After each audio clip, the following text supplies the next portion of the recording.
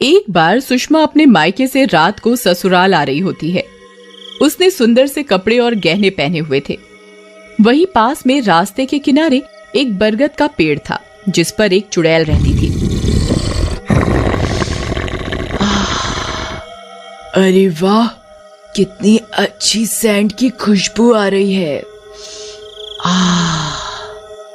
इस समय कौन आया होगा इस रास्ते पर?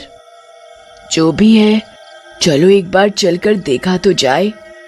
अगर खुशबू इतनी अच्छी है तो इंसान कितना अच्छा होगा। क्या पता अच्छा शिकार हाथ लग जाए।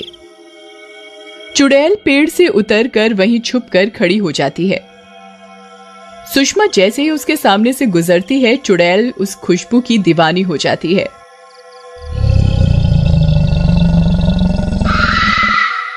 शिकार तो अच्छा है, पर मैं इसे मारूंगी नहीं, वरना ये सेंट मुझे कैसे मिलेगा। अब कैसे भी करके मुझे इसके साथ साथ घर तक जाना पड़ेगा। चुड़ैल धीरे धीरे सुषमा के पीछे पीछे चलने लगती है।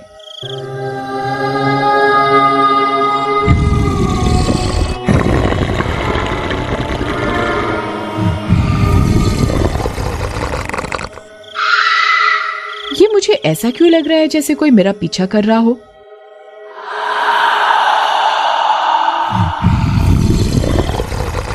सुषमा घबराती हुई वहीं 2 पल ठहर जाती है। तभी चुड़ैल भी उसके पीछे रुक जाती है।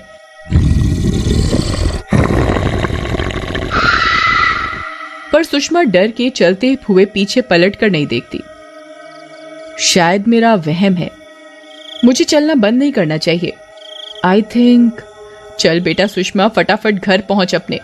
बड़ा ट्रक भर के गहने जेवरात पहन के आने थे ना, अब भुगत। सुषमा अब डर के मारे तेज तेज चलने लगती है, तो उसका पीछा करते करते चुड़ैल भी तेज तेज चलने लगती है।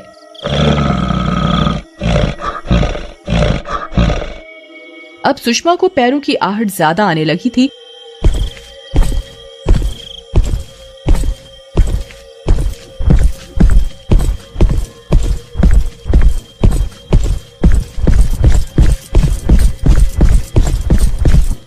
तो सुषमा के पसीने छूट रहे होते हैं।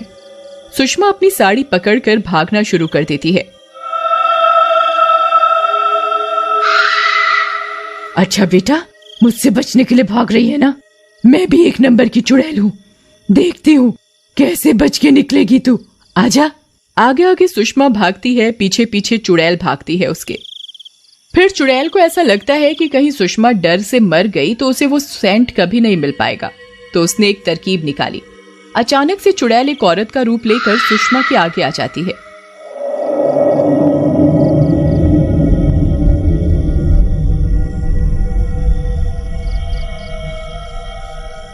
अरे बहन जी, सुनो सुनो तो, मैं बहुत मजबूर औरत हूँ, मुझे काम की सख्त जरूरत है।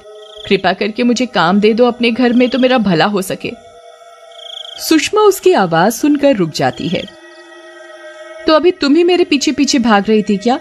हाँ, आप भले घर की लगी तो मैंने सोचा आपसे कुछ मदद मिल सकती है, पर आप तो रुकने का नाम ही नहीं ले रही थी। कब से आपको आवाज दे दे कि मेरा तो गला ही खराब हो गया। आपने तो डरा ही दिया था मुझे लगा कोई चोर उचक्का है मेरे पीछे। अच्छा चलो, अभी रात काफी हो गई है, आप मेरे घर चलो। सुषमा उस चुड़ैल रूपी लड़के को लेकर घर चली जाती है। सुषमा उसे गेस्ट रूम में रुकने को कहती है और सोने चली जाती है। आधी रात को सबके सोने के बाद लड़की चुड़ैल रूप में आती है और सुषमा कमरे में चुपके से घुस जाती है और उसकी तरह तैयार होने लगती है। पर उसे लाख ढूंढने पर भी वो परफ्यूम नहीं मिलता। चुड़ैल यहाँ वहां हाथ मार के वापस सबके उठने से पहले अपने रूम में चली जाती है। अगली सुबह, अरे उठ गई तुम, पर ये घूंघट क्यों किया हुआ है? चुड़ैल क्योंकि अपने असली रूप में होती है तो वो बहाना बनाने लगती है।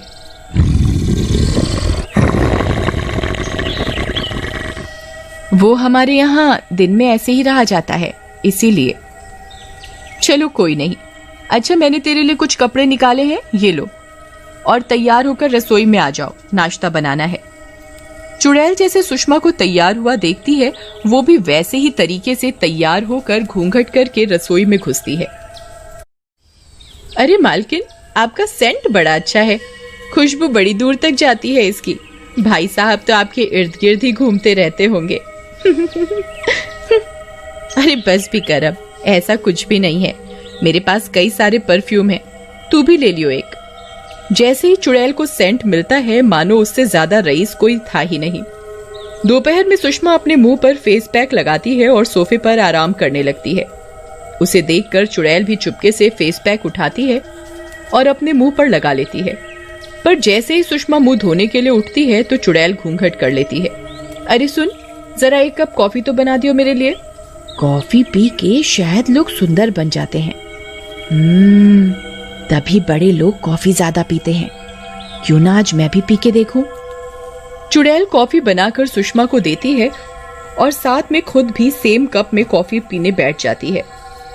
जिस तरीके से सुषमा बैठी होती है, चुड़ैल भी उसे कॉपी करने लगती है। हर दिन चुड़ैल सुषमा की तरह तैयार होती, जैसे वो उठती बैठती चुड़ैल उसकी नकल करती। कुछ दिन ऐसे ही बीत गए।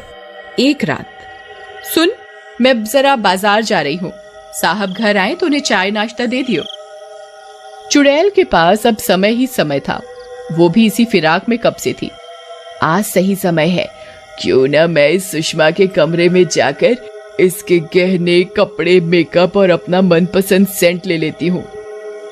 चुड़ैल फटाफट सुषमा के कमरे में घुसकर सारा सामान लेकर अपने कमरे में रख लेती है। कुछ ही देर में सुषमा का पति आ जाता है। चुड़ैल बिल्कुल सुषमा के भेष में तैयार होकर घूंघट करके राम के सामने आती है। राम उसे पहचान नहीं पाता।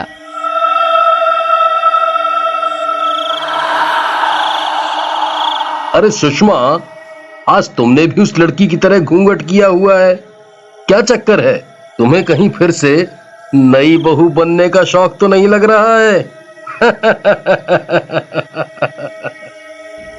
अरे वाह, इसने तो मुझे बिल्कुल भी नहीं पहचाना।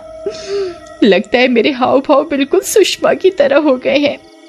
जी वो बस ऐसे ही, मेरा मन किया तो मैंने कर लिया। आपको अच्छा नहीं लगा? अच्छा है, बहुत अच्छा है। अब जाओ मेरे लिए चाय ले आओ। चुड़ैल मन ही मन बहुत खुश होती और चाय पानी लेकर आती है। राम चाय पीकर कमरे में चला जाता है। अब जब इसका खुद का पति ही इसे नहीं पहचान पाया तो कोई और मुझे क्या पहचानेगा। क्यों ना मैं इसी घर में हमेशा की तरह रुक जाऊं और इस सुषमा को टाटा बाय बाय कर दूं।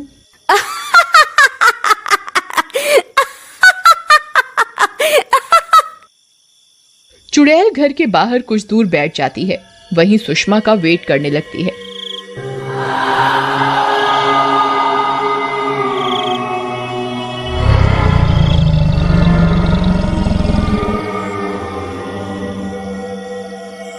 कुछ देर बाद सुषमा उस रास्ते पर आती है।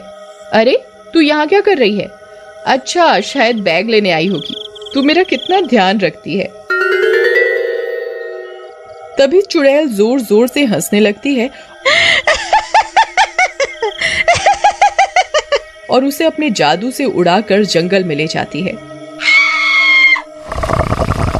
अरे तू पागल हो गई है क्या? ये क्या हरकतें कर रही है? और तू मुझे यहाँ इतनी जल्दी कैसे ले आई? चुड़ैल अपना घूंघट खोलती है।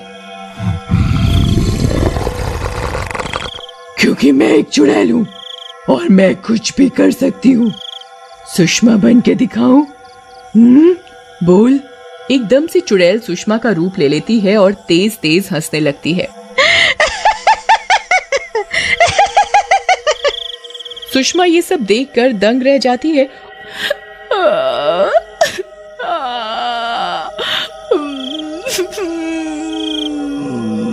और फिर चुड़ैल अगले ही पल फिर से चुड़ैल बन जाती है।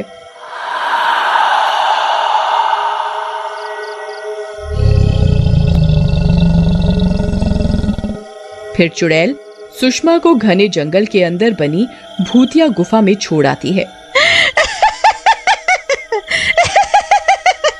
और खुद सुषमा का रूप लेकर उसके घर में बस जाती है।